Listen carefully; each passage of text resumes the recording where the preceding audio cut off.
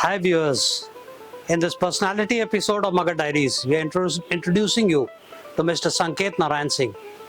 Mr. Sanket Narayan Singh by profession is a doctor with specialization in dermatology, but by practice he is a social contributor who has contributed to society in the form of education and welfare. He has given education to the people who really need education. He has given pension to the ladies in the villages who need pension. He has a number of feathers in his cap, which we'll unfold as the video proceeds ahead. Thank you. मगर diary के इस अंक में आज हम आपको एक ऐसे शख्सियत से मिलवाते हैं जिनकी सामाजिक प्रतिबद्धता, समाज के प्रति समर्पण और सामाजिक सरोकार इतना अधिक है जिसके बारे में हम क्या पूरा शहर जानता है। और ये शख्सियत हैं डॉक्टर संकेत नारायण सिंह। डॉक्टर संकेत नारायण सिंह दशकों से एक चिकित्सक होने के साथ अपने दायित्वों का निर्वहन पूरे ईमानदारी से कर रहे हैं। आप चर्म रोग विशेषज्ञ हैं और प्रतिदिन सैकड़ों मरीजों को देखते हैं, लेकिन फीस मात्र 5 से लेते हैं जिनसे इनका जीवन यापन चलता है। बाकी सारे जो मरीज इनके पास आते हैं अपनी समस्याएं लेके उनके समस्याओं का निराकरण करते हैं। इसके साथ साथ समाज के अन्य वर्गों के लिए भी अपनी जो प्रतिबद्धता है वो हमेशा जाहिर करते हैं। बूढ़े बुजुर्ग असहाय लोगों को पेंशन के रूप में भी कुछ राशि देते हैं। सर्दियों के दिन में जो गरीब असहाय हैं उनके लिए कंबल की व्यवस्था करते हैं। हालांकि मैं बता दूं कि डॉक्टर साहब इतने लंबे समय से चिकित्सा क्षेत्र में हैं, परंतु इनका अपना कोई आवास नहीं है, कोई वाहन नहीं है, कोई प्रॉपर्टी नहीं है। इनका जीवन सिर्फ सेवा और सेवा के लिए ही समर्पित है। इनका पारिवारिक जीवन भी बहुत अस्त-व्यस्त रहा है। उसके बावजूद अपने कर्तव्य का निर्वहन करने में इन्होंने कभी भी कोताही नहीं की। अपना जीवन जो है पूरी तरह से एक समर्पित योद्धा की तरह समाज के लिए लगे रहे। आइए आज उनसे बात करते हैं। डॉक्टर साहब, हमारे चैनल में आपका बहुत बहुत स्वागत है। धन्यवाद। डॉक्टर साहब, आप कितने साल हो गए आपको इस सेवा में लगे हुए? बहुत दिन हो गया। लगता है कि 80-81 के बाद से हम इस पेशे में हैं, और वैसे तो 72 से ही हैं, लेकिन पूर्ण रूप से 80-81 से हैं। करीब 50 वर्ष लगभग होने जा रहा है या हो गया होगा। 50 वर्ष से आप चिकित्सा के क्षेत्र में लगे हैं। लगे। विशेषता आपके पास किस तरह के मरीज आते हैं? ज़्यादातर तो हमको चर्म रोग से ही संबंधित लोग आते हैं और उनसे मिलते हैं। बीच बीच में कुछ ऐसे लोग भी आ जाते हैं, चिकित्सक होने के नाते उनको और भी कुछ करते रहते हैं, लेकिन विशेष रूप से हम चर्म रोग से। अमूमन मैंने देखा आपके यहाँ बहुत दूर दराज गया जिला के जो एकदम इसको कहते हैं कि बहुत रिमोट एरिया से लोग आते हैं। नहीं, गया जिला नहीं, गया के बाहर के लोग आते हैं। पूरे मगध से आते हैं, पूरे बिहार से भी आते हैं, बिहार के बाहर से भी आते हैं, बलिया से आते हैं, गोरखपुर से आते हैं, बनारस से भी आते हैं, लखनऊ से भी आते हैं, हैदराबाद और बेंगलोर से भी आते हैं, बक्सर, भभुआ, सब जगह से आते हैं, पटना से भी आते हैं। कारण क्या है इतनी दूर से लोग आपके पास? लोगों की श्रद्धा है, लोगों को निजात मिलता होगा, ईश्वर की कृपा है, बड़ों का आशीर्वाद है, इसलिए लोग आते हैं, श्रद्धापूर्वक मिलते हैं। मुझे लगता है कि चर्म रोग जो है सो जो जिन आर्थिक रूप से जो कमजोर लोग होते हैं, जो बहुत देखभाल नहीं कर सकते हैं अपने स्वास्थ्य का, बहुत साफ सफाई में रहने के की उनकी योग्यता नहीं है तो उनको होती है, तो ऐसे लोग आपके पास बहुत ज़्यादा आते हैं।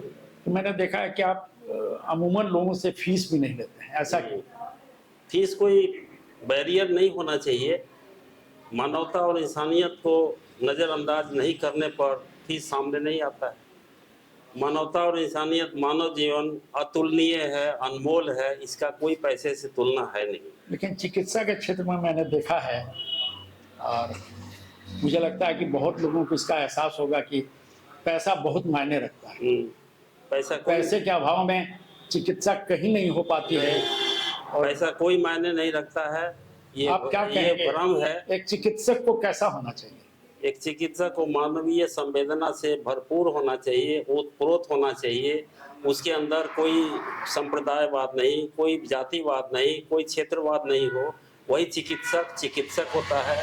और मानवता इंसानियत को जो गले नहीं लगाया, वो पैसे के पीछे भागने से कोई फायदा नहीं है। पैसा तो बहुत लोगों के पास है, लेकिन मानवीय मानवीय जो मानव जीवन है वो अतुलनीय है, अनमोल है। इसलिए पैसे को नज़रअंदाज करके अगर उनसे प्रेम और श्रद्धा पूर्वक मिला जाए तो यही चिकित्सक का सही कर्तव्य है, धर्म है। आपने एक संस्था भी बनाई है, समर्पण, और आदित्य नारायण निशु स्मृति पुरस्कार से प्रत्येक वर्ष समाज के विभिन्न क्षेत्र में जो लोग अच्छा कर रहे हैं उनको सम्मानित करते हैं। ये प्रेरणा कैसे आई आपको? ये प्रेरणा तो श्याम भंडारी जी आपसे ही मिली है हमको। आपने ही उस्काया था। जब हम उस मकान पर बैठे थे, आपने ही कहा था इस लड़के की स्मृति में एक पुरस्कार की घोषणा आप करें। मैं थोड़ा घबरा रहा था, लेकिन बहुत सोच समझ के हमारे स्वर्गीय श्री अभिभावक थे गोवर्धन प्रसाद सदैव जी, उन्होंने भी जोर दिया और हमने तय किया कि अब इसको करेंगे। तो 19 दिसंबर को उनके जन्मदिन पर हम 7 आदमी को सम्मानित करते हैं पुरस्कार देकर, उत्कृष्ट कार्य करने वाले को अपने अपने क्षेत्र में, ताकि इनकी याद हो। और मेरा प्रयास यही है कि इस पुरस्कार को हम राष्ट्रीय स्तर पर ले जाएं, प्रादेशिक से राष्ट्रीय करें, राष्ट्रीय से अंतर्राष्ट्रीय करें। और नोबेल पुरस्कार की श्रेणी में भले नोबेल पुरस्कार ना हो, लेकिन स्मृति बनी रहे उनकी। आपने यहाँ पर एक मंदिर का भी निर्माण करवाया है, तो आपकी अपनी आर्थिक स्थिति तो बहुत सुदृढ़ नहीं है, बहुत अच्छी नहीं है, उसके बावजूद आप मंदिर में भी सुनते हैं लाखों रुपया आपने खर्च किया। ऐसा लाखों नहीं, और भी ज़्यादा खर्च हो गया। मुझे नहीं पता क्या खर्च हुआ, लेकिन ये तो ईश्वर की ही प्रेरणा से होती है ना, माता पिता गुरु के आशीर्वाद से होता है। ये नेक काम है। और समाज में लोग वहाँ आते जाते रहे, वो असामाजिक लोगों का अड्डा हुआ करता था, उसको नज़रअंदाज नहीं मैंने किया। मैंने मेरे सामने है, और मैंने सोचा कि आध्यात्म के क्षेत्र में वो लोगों को शांति मिलती है, स्नेह मिलता है, श्रद्धा मिलता है, एक दूसरे से मिलन, परस्पर सद्भाव की भावना बढ़ती है। इस वजह से मैंने मंदिर का निर्माण शुरू किया और लगभग पूरा हो गया। पारिवारिक जीवन में भी आपकी बहुत सारी समस्याएं सुनते हैं, जीवन में आई है, उसके बावजूद आपने अपना जो कर्म जो है, जिसको कहते हैं गीता में जो भगवान श्री कृष्ण ने कहा है कि कर्म जो है सर्वश्रेष्ठ है, तो उसको आप कितना मानते हैं कि ये बहुत जरूरी है? खूब मानता हूँ, 100% मानता हूँ। वर्क इज वर्शिप, कर्म ही पूजा है। कर्म को प्रधानता देते हुए पारिवारिक जीवन मेरा व्यक्तिगत हो सकता है, उसमें कष्टदायक हो सकता है, लेकिन समाज पीड़ा से पीड़ित है, उसको नज़रअंदाज करके हम परिवार में उलझ जाएं, ये इसके लिए हम लोग धरती पर आए नहीं हैं। ऐसे भी मैंने देखा है कि प्रत्येक वर्ष जितने तरह के त्यौहार होते हैं, मुख्यतः चाहे क्रिसमस हो, दिवाली हो, होली हो, आपके यहाँ वो एक बड़े प्यार से मनाया जाता है और समाज के सारे लोग सम्मिलित। इसका हाँ, ये भारतीय संस्कृति है। परस्पर सद्भाव की भावना को बढ़ाना, मानवीय संवेदना को इकट्ठा करना, लोगों को एक दूसरे से जोड़ने का यह प्रयास है। और यह हम हर वर्ष में कई बार होता है, करते रहते हैं। ईद मिलन हो, होली मिलन हो, दिवाली हो, दशहरा हो, सब कुछ, सब त्यौहार आते हैं और लोग एक दूसरे से हम लोग मिलते रहते हैं। कभी आपको निराशा नहीं हुई समाज के लिए इतना करने के बाद? आपको लगता है कि जो आपको मिलना चाहिए था वो नहीं मिला? मेरी माँ का आदेश हुआ है ना, ये शरीर माँ और पिताजी का दिया हुआ है। इसको माँ ने कहा, इसको तुम समाज को दे दो। समाज क्या करेगा ये हमको नहीं सोचना है, समाज को जो समझ में आएगा वो करेगा। मेरा जो कर्तव्य है मैं कर रहा हूँ। मेरा कर्तव्य है समाज के लिए समर्पित रहना, श्रद्धापूर्वक मैं हूँ। शारीरिक रूप से भी आप विकलांग हैं जी, विकलांग मैं नहीं कहूँगा, हाँ, लेकिन आप सक्षम नहीं, उसके बावजूद क्या आपको कभी उसकी कमी महसूस हुई? नहीं, कभी नहीं। शुरू में पहले हुआ होगा, हम जानते नहीं हैं, लेकिन शारीरिक विकलांगता को नज़रअंदाज करते हुए हमने समाज में जूझने का काम किया है। और समाज में मुझे ये बताना बहुत आवश्यक लगा कि शारीरिक रूप से विकलांग व्यक्ति भी समाज का एक मुख्य अंग बन सकता है और समाज की मुख्य धारा से जुड़ सकता है।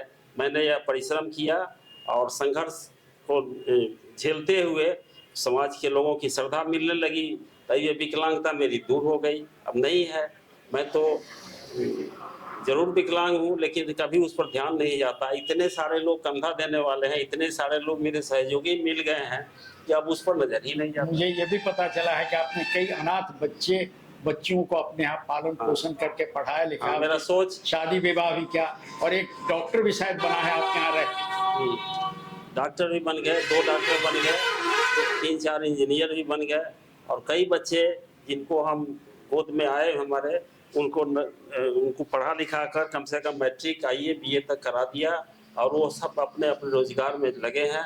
करीब करीब 80 बच्चों से ज़्यादा ही हमको मिले हैं और सब अपने अपने जगह पर हैं, कमा रहे हैं, खा रहे हैं और सामाजिक सेवा में लगे हुए हैं। क्या संदेश देना चाहेंगे आप समाज को? समाज को संदेश क्या हम देंगे? हम तो बहुत दिनों से प्रयास कर रहे हैं कि भारतीय संस्कृति को हम नज़रअंदाज न करें, अपने से बड़ों का मान सम्मान करें। अपने से बड़ों का मान सम्मान करने से 4 चीज़ की प्राप्ति होती है।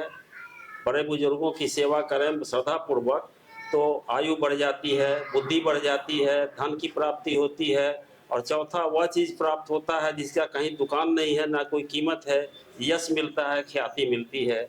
इसलिए अपने से बड़ों का मान सम्मान करते हुए कभी भी हमको नज़रअंदाज नहीं करना है अपने माता पिता और गुरु को, क्योंकि माता पिता गुरु का स्मरण करके अमोघ अस्त्र है, मानवता के लिए अमोघ अस्त्र है।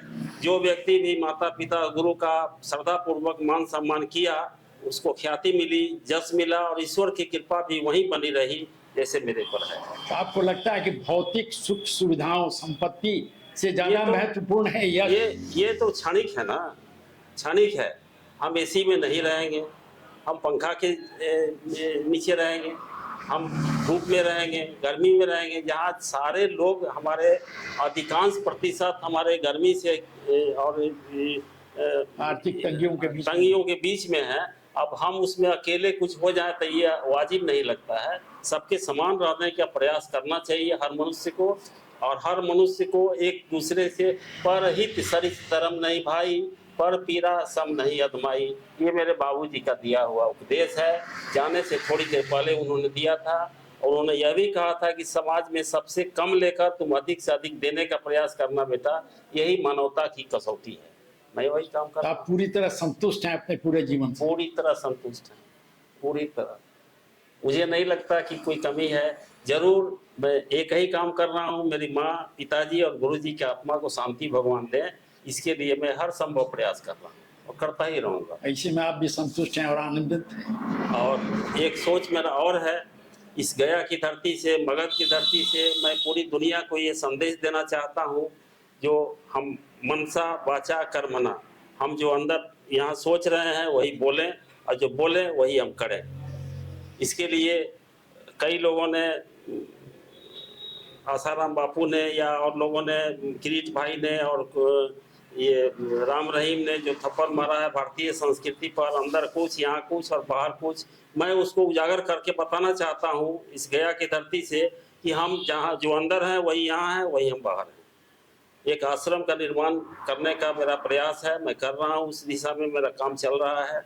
एक वृद्धाश्रम वृद्धों के लिए, एक अनाथालय अनाथ बच्चों के लिए, एक छोटा सा विद्यालय गुरुकुल की तरह जहाँ भारतीय संस्कृति को हम उजागर करें, एक छोटा अस्पताल हम रहें न रहें काम चलता रहे, और एक कला संस्कृति प्रशिक्षण केंद्र उस आश्रम में स्थापित होगा और पूरी दुनिया को ये संदेश देंगे कि हम भारतीय संस्कृति पर ही जीवित हैं और सब कुछ करते हैं। उम्र के इस पड़ाव पर भी अभी भी बहुत सारी, मुझे नहीं लगता है कि मेरी उम्र ज़्यादा हो गई, अभी भी है। मैं तो अपनी माँ की गोद में जब बैठ जाता हूँ तो मैं 5 वर्ष का बालक रहता हूँ, उठने के बाद मैं 75 का हो जाता हूँ। इसलिए थकावट नहीं होती।